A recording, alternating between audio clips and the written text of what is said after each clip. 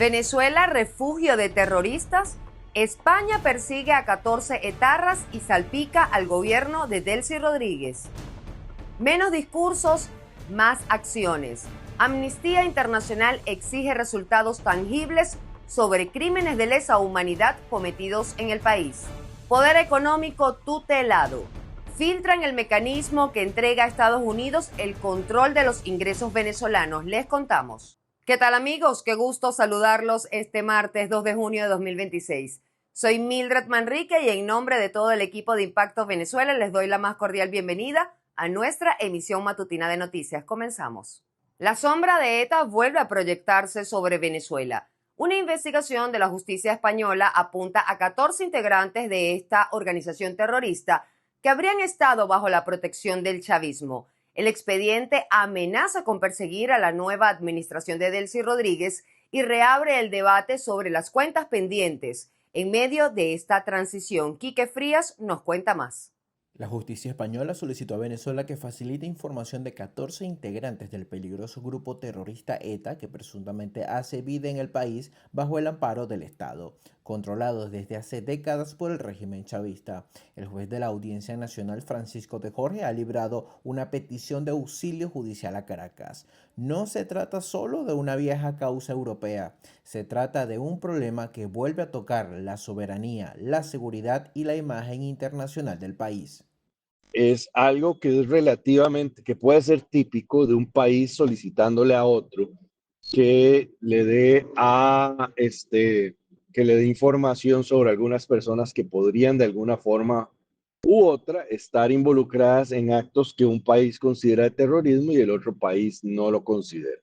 El caso, que cobra relevancia en un momento que Venezuela haya algo de normalidad en sus relaciones internacionales, también genera controversia ante la incertidumbre de por qué se permitió que estas figuras, señaladas de terrorismo en España, tuvieran refugio en Venezuela durante los gobiernos de Hugo Chávez primero y Nicolás Maduro después. ¿Qué podrían haber estado haciendo estas personas en Venezuela? Muchos reportes de inteligencia de Europa, pero también de los Estados Unidos, mencionan que Venezuela se volvió como ese lugar en donde se volvían, por ponerlo de alguna forma así, un parque de diversiones para este tipo de personas.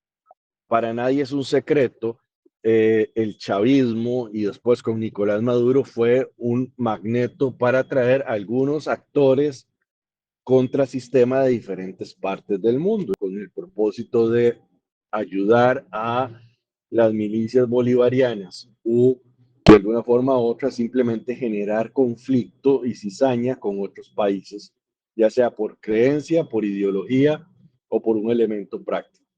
ETA significa Euskadi Ta Askatasuna, que en euskera quiere decir País Vasco y Libertad, nacido durante la Guerra Civil Española. Tiene en su prontuario criminal más de 800 asesinatos, entre ellos policías, militares, políticos, jueces, periodistas, empresarios y civiles. No es el primer grupo criminal con actividad en Venezuela. Ya en el pasado, diferentes organizaciones expusieron la presencia de grupos guerrilleros colombianos como el ELN, disidencia de las FARC, así como el islamista Hezbollah bajo el patrocinio de Irán. Y aquí una pregunta incómoda: si el país actualmente se enfrenta a un cambio o una transición, ¿cómo se responde ante el control que aún ejercen estos grupos irregulares armados en propio territorio?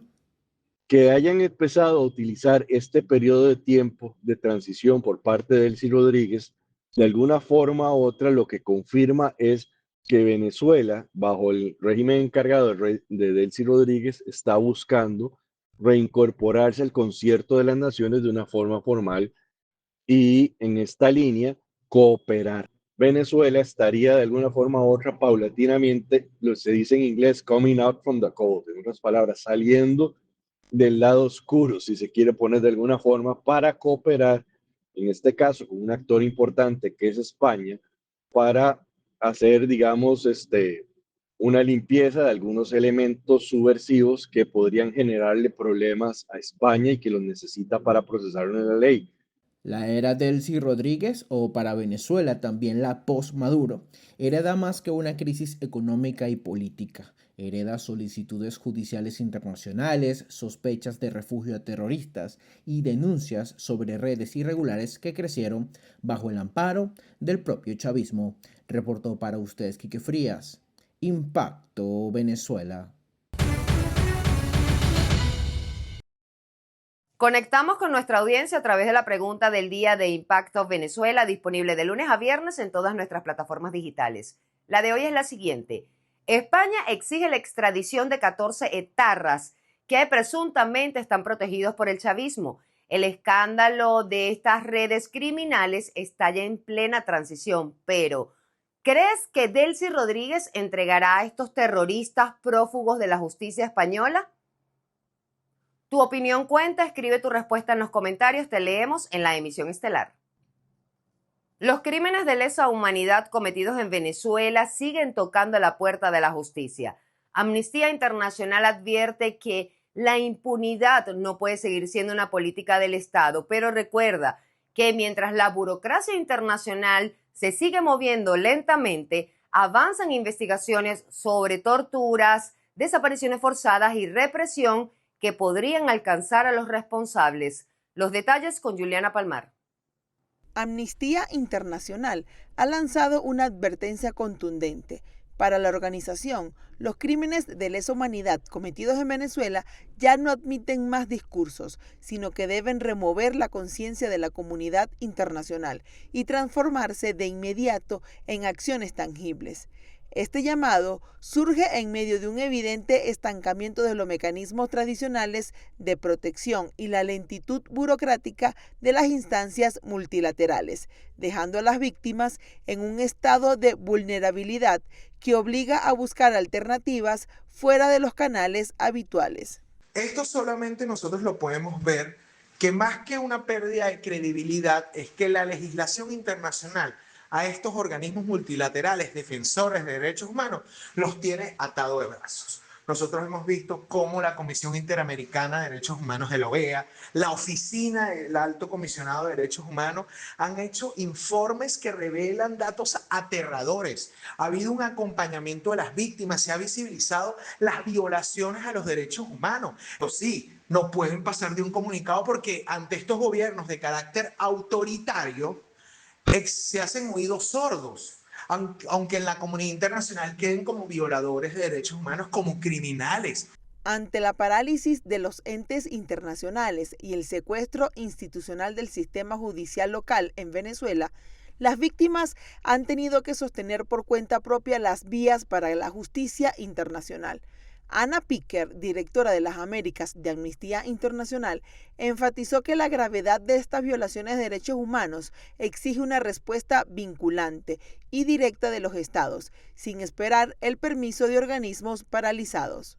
Ya se están esperando que la Corte Penal Internacional emita una decisión sobre la investigación contra Nicolás Maduro. Pero la solución no es dejar que un organismo penal de un país sea el que solucione estos temas. Hay que buscar una legislación, hay que buscar mecanismos para empoderar estos organismos multilaterales y que a través de la democracia, a través de la relación entre los países, se pueda atacar a estos gobiernos de carácter autoritario. Incluso podemos ver que sin distingo de temas ideológicos, porque como existe autoritarismo y una dictadura en Venezuela que estuvo encabezada por Nicolás Maduro, vemos cómo en El Salvador hay síntomas autoritarios donde hay hasta una presa de conciencia. Por su parte, la justicia argentina solicitó formalmente a España la extradición del ex coronel de la Guardia Nacional Bolivariana, Efraín Enrique Verdú. El ex oficial está acusado de presuntos crímenes de lesa humanidad cometidos durante la represión de las protestas en Venezuela en el año 2014. Este movimiento judicial demuestra que los tribunales nacionales en el extranjero están asumiendo la carga procesal, enviando un mensaje a la cadena de mando. El exilio o el refugio en Europa ya no garantizan impunidad frente a la justicia penal internacional. Para Impacto Venezuela, Juliana Palmar. Una elección, dos realidades. Mientras Colombia pasa a una segunda vuelta bajo escrutinio internacional, el caso venezolano sigue alimentando el debate sobre transparencia, garantías electorales y legitimidad democrática. Juan Gutiérrez Gamba con el análisis. Las recientes elecciones en Colombia han puesto el foco sobre una de las diferencias más profundas de nuestra región, el funcionamiento de los organismos electorales. Mientras la polarización en el continente crece cada vez más, la forma en que los organismos estatales procesan los votos marca el contraste entre la confianza ciudadana y la crisis institucional. En Colombia, aunque existen cuestionamientos políticos y denuncias sobre el proceso electoral, el sistema mantiene auditorías públicas, observación internacional y mecanismos de escrutinio judicial independientes. En Venezuela, en cambio, el debate ha sido distinto durante los últimos años. Sectores opositores y organismos internacionales cuestionan la independencia del Consejo Nacional Electoral, las condiciones de competencia y el equilibrio institucional frente al chavismo. Pudimos ver que hay un comportamiento bastante institucional por parte de jurados, testigos, el despliegue del material electoral y sobre todo cómo aún siendo un proceso electoral manual, la registraduría tenía totalmente garantizada la transmisión de los datos para un preconteo que al momento del cierre del proceso electoral a las 4 de la tarde y pasadas las 5:20 de la tarde ya había más del 90% de los votos totalizados. Más allá de la tecnología o el conteo de votos, el verdadero contraste parece estar en la percepción de legitimidad y alternancia política. En Colombia, el sistema permitió la llegada de la izquierda al poder con Gustavo Petro y ahora enfrenta unas nuevas elecciones altamente competitivas entre sectores opuestos.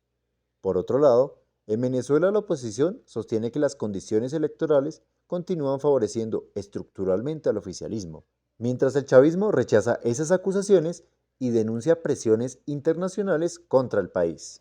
Yo creo que los venezolanos tenemos mucho que aprender del proceso electoral colombiano y más que aprender, bueno, tenerlo como referencia para el momento de una elección presidencial justa y transparente que tenemos pendiente en Venezuela y que debemos presionar para que se logre, ya que hay muchas buenas prácticas que blindarían, en este caso, la soberanía popular venezolana. Al cierre de este análisis, la lección es clara. Un sistema electoral fuerte no depende de la sofisticación de sus máquinas, sino de la independencia de sus organismos y la transparencia de sus actas. Mientras Colombia demuestra que las instituciones pueden transmitir la polarización, Venezuela sigue padeciendo el hermetismo del ente electoral. La idea de una gran coalición nacional gana espacio sobre el futuro de Venezuela. Hay quienes plantean que solo un acuerdo amplio entre los distintos sectores del país podrá garantizar gobernabilidad, estabilidad y desarrollo. Pero ¿se podrá superar el caudillismo? Continuamos con María José Prado.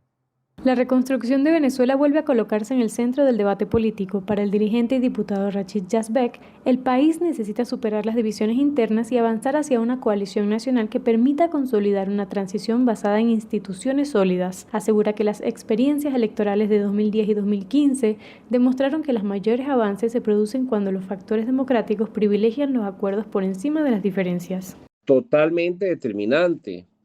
La propuesta política plantea que la transición requiere unidad entre partidos, sociedad civil, gremios, universidades y sectores productivos para generar gobernabilidad y legitimidad. Mira, porque sin reglas claras, independencia institucional y protección de la propiedad, no hay inversión sostenible. La economía necesita confianza para recuperarse. Yazbek sostiene que la ruta institucional sigue siendo el camino más viable para generar confianza dentro y fuera del país. Destaca que desde la bancada opositora en la Asamblea Nacional se han impulsado iniciativas vinculadas a la amnistía, la liberación de presos políticos y procesos de renovación institucional, elementos que considera fundamentales para recuperar la credibilidad del Estado venezolano. Bueno, el fortalecimiento institucional digamos, es absolutamente fundamental para que haya cualquier tipo de desarrollo. Es decir, una sociedad en la cual las instituciones no cumplen con su rol, en la cual el Ejecutivo no gobierna, el Legislativo no hace leyes ni fiscaliza al Ejecutivo, en la cual el Judicial no sentencia con criterios de justicia, sino con criterios propios del Ejecutivo o de cualquier otro tipo de criterio que no sea el estrictamente jurídico. El dirigente también hizo referencia a la situación del Estado Bolívar, una de las regiones con mayor potencial productivo del país. Alertó sobre la fragmentación política local y advirtió que la recuperación económica no será posible sin resolver problemas estructurales como la crisis eléctrica. A su juicio, la reactivación de industrias básicas como Sidor, Benalún, Alcasa y Bauxilum requiere estabilidad política, transparencia y condiciones legales claras. El interior del país puede convertirse en el motor productivo nacional mediante el desarrollo de la agricultura, la energía y el desarrollo regional completo. Los principales obstáculos serían el centralismo, los servicios colapsados, inseguridad e infraestructura deteriorada. Para Rachid Yazbek, el desafío no se limita a lograr acuerdos políticos. Considera que la reconstrucción nacional exige una reinstitucionalización profunda, libre de corrupción y respaldada por consensos amplios que permitan ejecutar proyectos de desarrollo. En su planteamiento, el fin de los mesianismos y la consolidación de una coalición nacional aparecen como condiciones necesarias para transformar la estabilidad política en crecimiento económico y bienestar para los venezolanos. En nuestra cápsula informativa Impacto en 60 segundos, te contamos lo que está pasando, lo que está escalando y lo que no puedes ignorar. No te despegues de nuestra pantalla. Seguimos. Documento filtrado muestra control de Estados Unidos sobre ingresos venezolanos. El medio español El Diario reveló que el gobierno a cargo de Delcy Rodríguez ordenó a las aerolíneas y navieras internacionales depositar los pagos por combustible en Venezuela directamente en una cuenta custodiada por el Departamento del Tesoro de los Estados Unidos. Esta medida, notificada por el Ministerio de Hidrocarburos y PDVSA, concreta lo establecido en una orden ejecutiva firmada por Donald Trump en enero, tras la captura de Nicolás Maduro, la cual otorga a Washington la facultad de supervisar, administrar y decidir el destino de los ingresos derivados de los recursos naturales venezolanos. El caso PDVSA Crypto suma otro capítulo explosivo y la audiencia termina suspendida. Este lunes 1 de junio, la audiencia judicial virtual por la trama de corrupción en Petróleos de Venezuela fue suspendida luego que los detenidos en la cárcel de El Rodeo protestaran frente a las cámaras en un presunto intento de la jueza por avanzar con el proceso sin la presencia de otros implicados que han aportado testimonios comprometedores. Al respecto, el exfiscal Zair Mundaray afirmó que estas acciones representan una maniobra de la administración de Delcy Rodríguez para frenar las escandalosas revelaciones del juicio, las cuales amenazan con salpicar directamente a la cúpula del poder de turno. Y así ponemos punto y final a la emisión matutina de hoy, la ventana informativa de todos. Muchísimas gracias por su sintonía. Los invitamos a mantenerse conectados con nosotros a través de impactovenezuela.com y @impactove en redes sociales. No olviden suscribirse al canal de YouTube, activar las notificaciones, compartir y por supuesto comentar. Soy Mildred Manrique, que tengan un excelente día. Nos vemos mañana.